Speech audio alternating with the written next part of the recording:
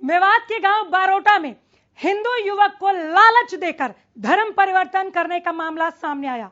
बताया जा रहा है कि युवक को रुपए, जमीन और शादी कराने का झांसा देकर फंसाया गया था, जिसके बाद उसे धर्म परिवर्तन करने वाले ग्रुप के पास छोड़ दिया गया। यह पूरा मामला क्या है, हमारे इस रिपोर्ट को देखेंगे, समझ जाएंगे।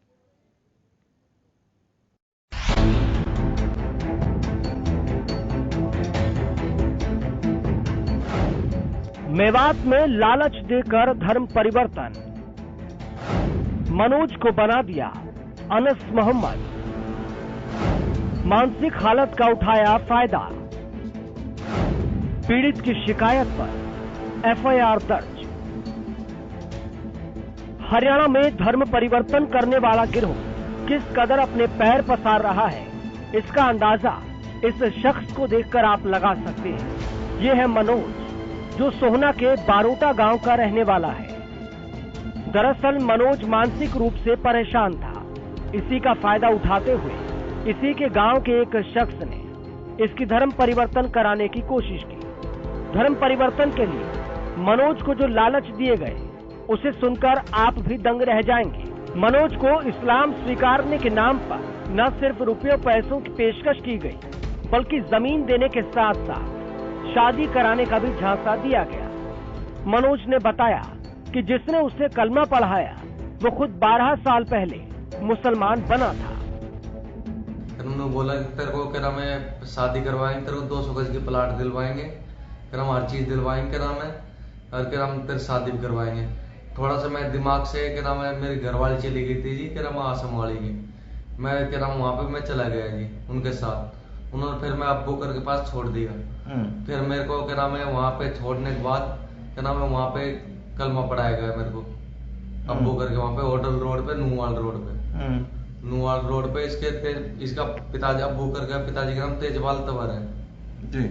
हाँ जी, इसने पहले क्या नाम 12 साल पहले इस्लाम कबूल किया था। तो कहता तुम फतरों क्यों पूछ रहे हो, क्या नाम एक अल्लाह से मांगो। मनोज ने बताया कि कैसे मौलवियों की टीम धर्म परिवर्तन के लिए लोगों का माइंड वॉश करती है और उसके बाद दूसरे धर्म के देवी देवताओं के बारे में बुराई कर इस्लाम को बेहतर बताकर इस्लाम अपनाने का दबाव बनाती है। ये एक तो तालीम है जी, उसके ऊपर मर्डर का केस चल रहा है, वो भी क्या नाम मुसलमान हुआ है। एक रिंकू है, रिंकू तो क्या नाम नंगले का है, नू का। अच्छा, वो क्या नाम अब्बू करने उसकी शादी करवा दी लदियापुर से, अपनी साली से। वो क्या नाम है इनको कन्वर्ट करता है, क्या नाम है 20 बालक मेरे पास से सामने किए। तो सुना आपने मेवात में किस तरह से धर्म परिवर्तन कराने वाला गिरोह सक्रिय है। इतना ही नहीं, धर्म परिवर्तन कराने के बाद मनोज को किस तरह से अनस मोहम्मद बना दिया गया। उसने बताया कि उसके जीवन यापन के नाम पर मुस्लिम बस्तियों से 8 लाख रुपए भी वसूले गए। पीड़ित युवक ने बताया कि 1.5 साल के अंदर उसके सामने करीब 20 लोगों को इस गिरोह के सदस्यों ने हिंदू युवाओं का धर्म परिवर्तन कराया। ये हम नहीं, बल्कि वो पीड़ित बता रहा है जो 1.5 साल से इनके चंगुल में फंसा हुआ था। मैंने 8 लाख रुपए उससे उगा के दिए जी, अबोकर से। अच्छा, अबोकर से 8 लाख रुपए उगा के दिए, गेहूं अनाज और हर चीज दिया मैंने। अच्छा, कौन कौन से गांव से इकट्ठा किया? यहाँ ये क्या नाम खेड़ा खलील पर है जी, और क्या नाम है ये क्या नाम कंकर खेड़ी है, नवाबगढ़ है, और ये अपना क्या नाम है पड़ोस में पड़ता है, क्या नाम है कौन से गांव में है। अच्छा, क्या कहा था उन्होंने? उन्होंने कहा क्या नाम भाई ये न्यू मुस्लिम हुआ है, इसको कोई खैरात दो। खैरात में क्या नाम है इनको खैरात बढ़ दी है जी, क्या नाम है खैरात दो इसको, क्या नाम है 20,000 रुपए किसी ने दिए, 10,000 रुपए किसी ने दिए। हिंदू देवी देवताओं को लेकर कैसे हिंदू युवाओं के दिलों में नफरत डाली जाती है, इसके बारे में जब मनोज का बयान सुनेंगे तो आप हैरान रह जाएंगे। वो मेरे को कह रहे थे क्या नाम है ये ओम को क्या नाम है अपने क्या नाम सिगरेट से या तेजाब से मिटा लो। अच्छा, इसके अलावा आपके हाथ पे भी बजरंगबली की तस्वीर छपी है ये जी। इसके लिए फिर इसके लिए क्या कहते थे? उनका मिटवा दो इसको। तो कैसे मिटेगा? मजहब में नहीं आएगा तू जब तक ये नहीं मिटेगा। अच्छा, तो फिर ये आपका ओम तो दिखता होगा, इसके बारे में क्या करते थे फिर आप? वो मेरे बैंडेड लगाई थी। अच्छा, जब आपको लगे गए थे बैंडेड लगा के रखा था? हाँ जी, और वहाँ पे नंगली में है क्या नाम है, यहाँ पे क्या नाम है, कम से कम 40 हिंदू मुस्लिम है वहाँ पे। इस बात को लेकर जब पीड़ित युवक के गांव के सरपंच से बात की गई तो उन्होंने भी माना कि धर्म परिवर्तन कराने वाला गिरोह सक्रिय है, जो कमजोर और मानसिक रूप से कमजोर लोगों को अपना शिकार बनाता है। उन्होंने प्रशासन से ऐसे गिरोह पर कार्रवाई करने की मांग की है।